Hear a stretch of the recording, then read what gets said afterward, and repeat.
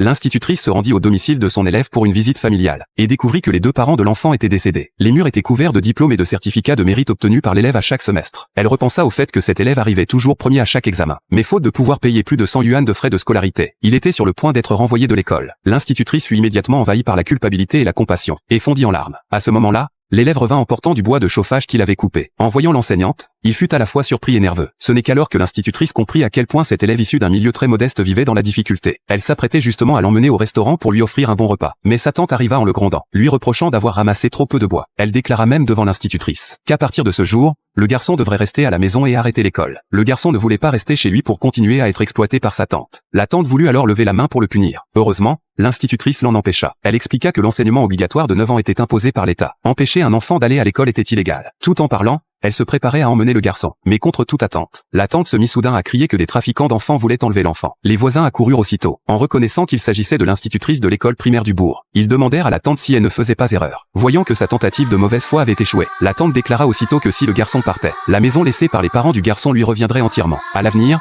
cela n'aurait plus rien à voir avec le garçon. À ce moment-là, le chef du village intervint pour rendre justice. Il déclara qu'à l'époque, la tante avait promis aux parents du garçon de s'occuper de lui jusqu'à ses 18 ans avant d'obtenir la maison. Or le garçon n'avait que 10 ans, et elle songeait déjà à s'approprier la maison. La tante rétorqua aussitôt qu'elle cuisinait tous les jours pour l'enfant, et qu'elle ne l'avait jamais laissé mourir de faim. Mais le garçon affirma qu'il voulait aller à l'école. Les voisins furent tous d'accord pour dire que l'enfant devait poursuivre ses études. S'il réussissait dans l'avenir, ce serait aussi bénéfique pour la tante. La tante déclara alors qu'elle ne s'occuperait plus du garçon à l'avenir, que quiconque voudrait le prendre en charge l'emmène. À ce moment-là, les villageois firent preuve d'une grande générosité. Ils proposèrent que le garçon aille manger chez eux. Le garçon, très mature pour son âge, hocha la tête à un pour remercier tout le monde. Ce jour-là, le garçon courut au bureau pour annoncer à l'institutrice que ses frais de scolarité avaient déjà été réunis. Mais l'institutrice lui expliqua que l'école connaissait désormais sa situation familiale. Il remplissait les conditions nationales d'exonération des frais de scolarité. Cet argent, elle lui demanda de le garder comme argent de poche. Le garçon continua à très bien réussir. À chaque examen, il arrivait premier de toute l'année, et son souhait était d'intégrer un lycée clé de la ville. Mais un jour, alors qu'il tenait son bulletin pour annoncer la bonne nouvelle à l'institutrice, il surprit soudain une dispute entre l'institutrice et son mari. Il s'avéra que l'institutrice envisageait de financer les études du garçon au lycée, mais son mari craignait que leur situation financière